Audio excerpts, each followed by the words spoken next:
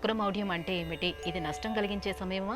ఈ శుక్రమౌఢ్యం సమయంలోని చేయవలసిన పనులేంటి? చేయకూడని పనులేంటి? మన జీవితం పైన నవగ్రహాలలో అధిక ప్రభావం చూపించేటటువంటి గ్రహాలు గురువు, శని. సూర్యగ్రహానికి సమీపంలో ఏ గ్రహం సంచారం ఆరంభం చేసినా ఆ గ్రహం అస్తంగతం అంటుంది జ్యోతిష శాస్త్రం.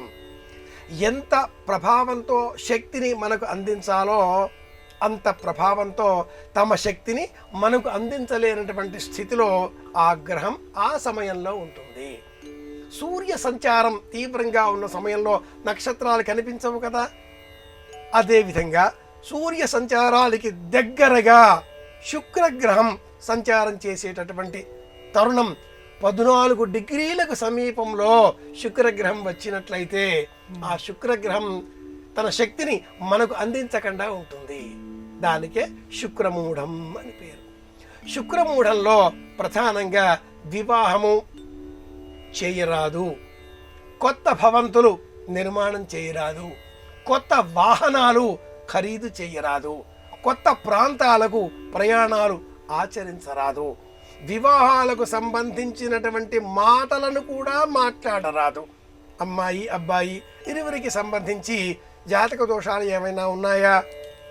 ఇరు కుటుంబాలకు సన్నిహితత్వం కలుగుతుందా?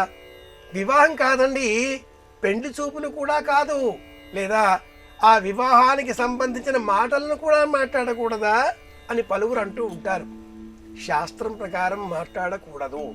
కానీ ఈనాటి సమాజానికి అంత సమయం లభించడం లేదు కనుక మధ్య మార్గంగా ధర్మ సూక్ష్మంగా శుక్రమూఢం ఉన్నప్పుడు ఇరు కుటుంబాల వారు సమీపంలో ఉండే ఆలయానికి వెళ్ళి ఆలయంలో పరమేశ్వర దర్శనం చేసి రెండు కుటుంబాల వారు ఒకరిని ఒకరు పలకరించుకొని అమ్మాయిని అబ్బాయి, అబ్బాయిని అమ్మాయి పరస్పరం ఈ క్షణాలు కుటుంబ పెద్దలంతా కూడా కలిసి యోగక్షేమాలు మాట్లాడుకొని వివాహం ఎప్పుడు చేస్తే బాగుంటుందో ఆలయ ప్రాంగణంలో నిర్ణయించినందువలన ఈ శుక్రగ్రహ దోషం, మూఢ దోషం అంతగా ఉండదు.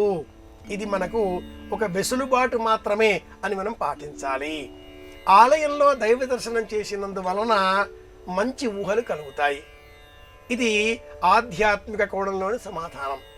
భౌతికంగా ఒక ఇంటికి అబ్బాయి తరఫు చుట్టాలంతా వచ్చేసారు పెండి చూపులకి అనుకుందాం.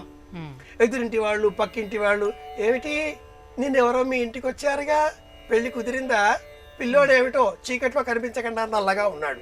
వాళ్ళ అభిప్రాయం మనం అడిగామా?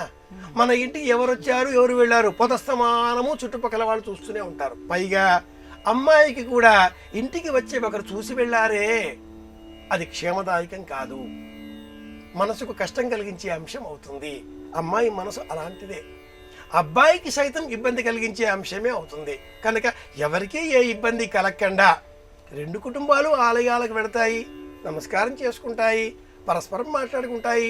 శుక్రమూఢంలోనే కాదు, ఇతర సందర్భాలలో కూడా పెండ్లి చూపులు, పెండ్లికి సంబంధించిన మాటలు ముచ్చటలు ఆలయ ప్రాంగణంలో చేసుకుంటే ఎవరికీ ఏ ఇబ్బంది కలగకుండా ఉంటుంది. ఇది ధర్మ మార్గం. శుక్రమూఢంలో ప్రధానంగా ఆచరించకూడనివి వివాహపరమైనటువంటి క్రియాకలాపాలు. బంగారం కూడా కొనకూడదు. శుక్రమూఢంలో పాటించవలసిన మరి ఒక ప్రధానమైనటువంటి చర్య. శుక్రమూఢంలో బంగారం కొనకూడదు అని కూడా పెద్దలు చెప్తారు.